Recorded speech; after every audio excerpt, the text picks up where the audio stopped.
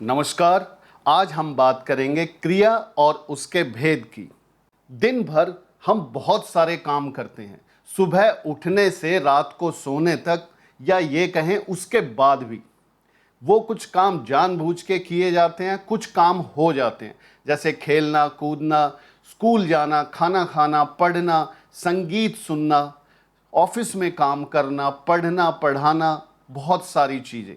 अब कुछ चीज़ों को तो हम काम मानते ही नहीं हैं, जैसे कि सोना। अब कोई कहेगा सोना भी कोई काम है? तो एक प्रश्न देखिए, कोई भी आपसे आके घर पर पूछता है कि आपके पिताजी क्या कर रहे हैं, आप क्या जवाब देंगे? कि सो रहे हैं। अब उन्होंने प्रश्न किया क्या कर रहे हैं, यानी कोई ना कोई कार्य है। तो खाली बैठे रहना भी एक काम है, सोना भी एक काम है, मुस्कुराना भी एक काम है। तो इस तरह से बहुत सारे काम कुदरत में भी होते रहते हैं, जैसे सूरज का उगना, पक्षियों का चहचहाना, चिड़िया का एक जगह से दूसरी जगह जाना, बादलों का गरजना, बारिश होना। इस तरह के बहुत से काम जो है होते रहते हैं। तो व्याकरण में जितने भी ये काम हैं, इन्हें एक शब्द के अंदर बांधा गया है, जिसे हम कहते हैं क्रिया, या ये कहें जिस शब्द से किसी कार्य के करने या होने का बोध हो, उसे क्रिया कहते हैं। यानी जिस भी शब्द से किसी काम के करने या होने का पता चले। अब वो काम चाहे आपके द्वारा किया गया हो या हो रहा हो। नीचे कुछ उदाहरण देखें। खेलना, पढ़ना, सोना, हंसना, रोना, लिखना, पकाना, बहना, ये सब क्रिया के उदाहरण हैं। क्रिया की भी जाती है और अपने आप होती भी है, लेकिन जिस भी शब्द से हमें उस काम के होने या करने का पता चले तो वो क्रिया है। अंग्रेजी में इसे वर्ब भी कहते हैं, जिसे एक्शन वर्ड भी कहा जाता है, यानी कोई भी एक्शन को बताने वाला वर्ड। अब जो क्रिया शब्द का जो रूप है, वो जरूरत के हिसाब से, लिंग वचन काल के हिसाब से उसमें कुछ बदलाव आता है। उदाहरण को देखें। दीपक कहानी लिखता है, यहां पुल्लिंग है तो यहां पर भी लिखता आया है। अब यहां पर स्त्री है, रीना कहानी लिखती है, तो बदलाव आ गया। अब वचन का देखिए कि बहुवचन हो गया, वे कहानी लिखते हैं। तो हमने देखा लिखता, लिखती, लिखते, ये एक ही क्रिया के जो परिवर्तित रूप है, यानी बदले हुए रूप। तो इसके अंदर जब बदलाव आता है तो इसलिए इसे विकारी शब्द भी कहा जाता है। अब जो क्रिया शब्द है, वो जरूरी नहीं कि हमेशा जो यहां पर दिख रहा है वाक्य के अंदर भी वो क्रिया होगा। तो इसीलिए इस चीज का ध्यान देना है कि उसको वो शब्द किसी काम के होने के बारे में बता रहा है या नहीं। जैसे नीचे एक वाक्य को देखिए, हंसना सेहत के लिए अच्छा है। यहां पर हंसना कार्य हो नहीं रहा, हंसना यहां पर एक संज्ञा है, हम उसके बारे में बात कर रहे हैं कि क्या अच्छा है। हंसना सेहत के लिए अच्छा है। तो कई बार क्रिया शब्द वाक्य के अंदर इस तरह से आता है कि वो क्रिया नहीं होता, वो किसी अन्य रूप में होता है। तो ऐसे आप कंफ्यूज ना हो। अब चलते हैं इसके भेद की तरफ। कर्म की अपेक्षा करने या ना करने को लेकर इसे दो भेदों में बांटा गया है। यानी कि कर्म होना चाहिए क्रिया के साथ, यानी कर्म की जरूरत है या नहीं, इसी आधार पर इसे दो रूपों में बांटा गया है, अकर्मक क्रिया और सकर्मक क्रिया। जैसा कि अकर्मक यानी नहीं, यहां पर कर्म की जरूरत नहीं है, कर्म की अपेक्षा यह क्रिया नहीं करती, इसीलिए इसे अकर्मक क्रिया कहा गया है। दूसरा है सकर्मक क्रिया, यानी क्रिया यहां पर कर्म की अपेक्षा कर रही है, कर्म की उम्मीद कर रही है, कर्म होना चाहिए। अब मैं बार बार ये कर्म शब्द बोल रहा हूं, हो सकता है कि आपको समझ नहीं आ रहा हो, तो पहले इस कर्म शब्द को ही समझ लेते हैं।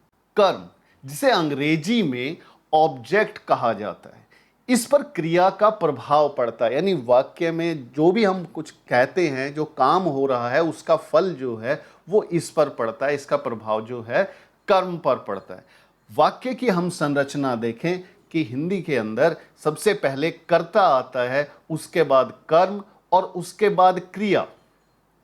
अंग्रेजी में हम देखते हैं कर्ता बोलते हैं सब्जेक्ट को और कर्म बोलते हैं ऑब्जेक्ट को और क्रिया जो है वर्ब को। उसमें थोड़ा सा बदलाव हो जाता है फॉर्मेट में, लेकिन वहां हम नहीं जाएंगे। हम सिर्फ इतना जानेंगे कि कर्म होता क्या है।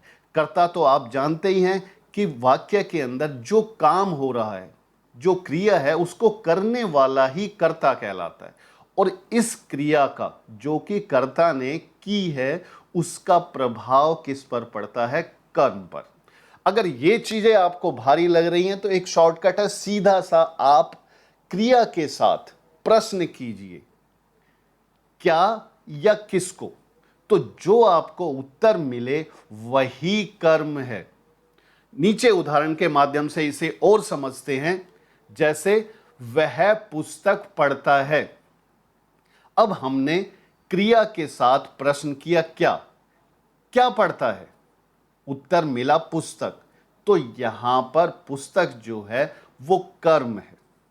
तो जहां पर कर्म की जरूरत हो वो सकर्मक क्रियाएं होती हैं। यहां पर कर्म चाहिए। पढ़ने के बाद प्रश्न उठता है क्या, कि क्या पढ़ता है? हमें जवाब मिला पुस्तक।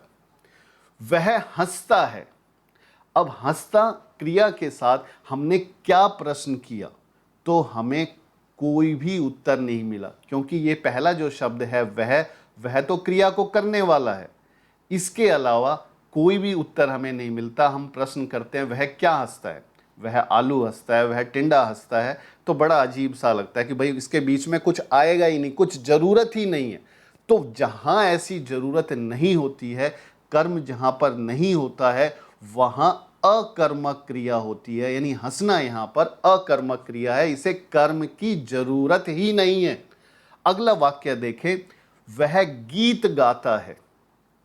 अब वह गाता है, हम इसे हटा दें। अब गाता है, क्या गाता है? प्रश्न किया हमने। मैंने बताया था कि कर्म को पहचानना है तो क्रिया के साथ क्या प्रश्न लगाओ या किसको। वह क्या गाता है? गीत गाता है। तो यहां गीत जो है कर्म है। तो इस तरह से आप कर्म को पहचान सकते हैं। सीधा सा तरीका है कि क्रिया के साथ क्या प्रश्न लगाओ या किसको लगाओ, तो जो उत्तर मिले वो कर्म है। अगर उसके साथ कर्म की जरूरत है या कर्म हो तो वो सकर्मक क्रिया, और कर्म नहीं हो तो अकर्मक क्रिया।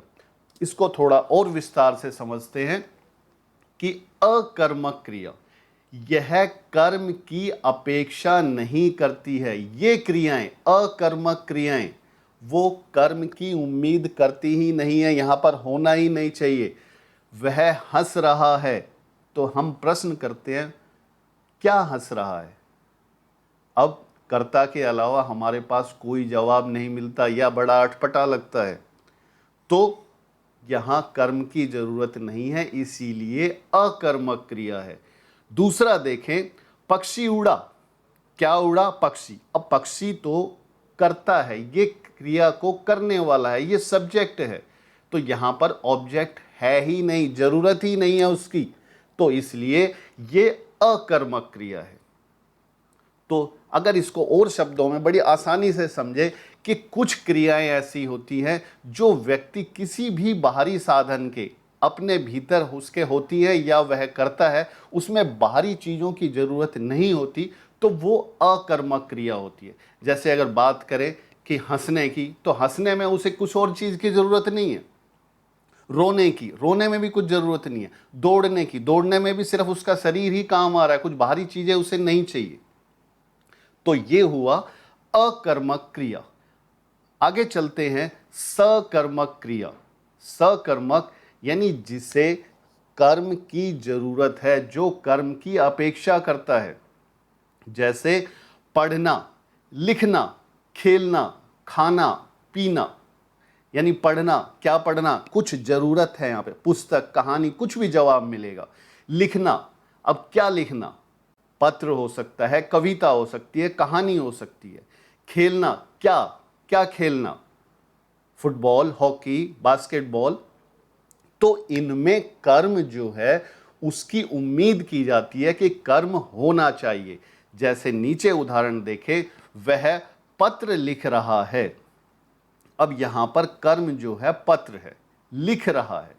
अब लिखने के लिए देखिए एक बाहरी चीज की जरूरत पड़ी, वो कलम की जरूरत पड़ी, कागज चाहिए, तो उसको शरीर के अलावा, अंदरूनी चीजों के अलावा किसी बाहरी चीज की भी जरूरत पड़ी।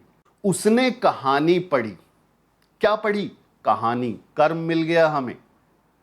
अब अटपटा नहीं लग रहा है यहां पे, ऐसा नहीं है कि कर्म होना ही नहीं चाहिए। तो जहां पर ऐसा हो वहां सकर्मक क्रिया है। क्रिया के बारे में और अधिक विस्तार से जानने के लिए हमारा अगला वीडियो देखना ना भूलें। हमारे चैनल को सब्सक्राइब करें और वीडियोस को लाइक और शेयर करना ना भूलें। आप सभी का बहुत बहुत धन्यवाद।